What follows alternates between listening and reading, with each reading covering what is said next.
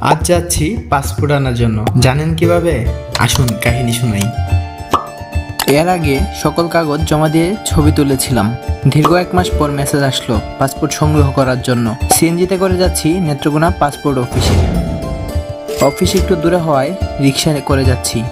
মগরা নদীর পাড় দিয়ে চলছে রিক্সা। দেখতে দেখতে চলে এসেছি পাসপোর্ট অফিসে। এখানে আবেদনের জন্য দোকান পেয়ে যাবেন। এই দোকানগুলোতে বেশিরভাগ দরবেশ বাবারা থাকেন।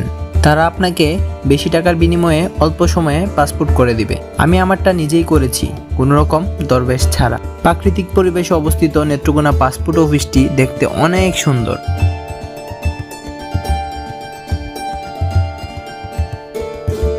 আমি এখন আস্তে আস্তে অফিসের ভিতরে চলে যাব।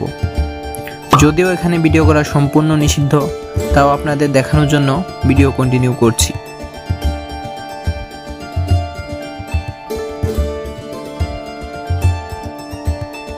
এখানে এক পাশে আবেদনপত্র জমা নেয়, অন্য পাশে বিতরণ করে থাকে।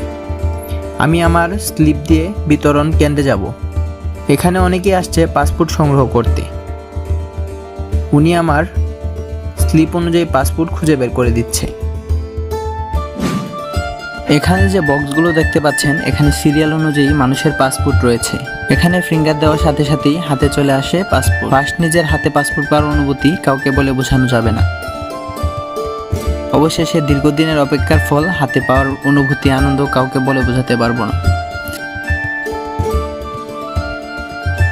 আজকের মতো এখানেই বিদায় নিচ্ছি। আল্লাহ হাফেজ।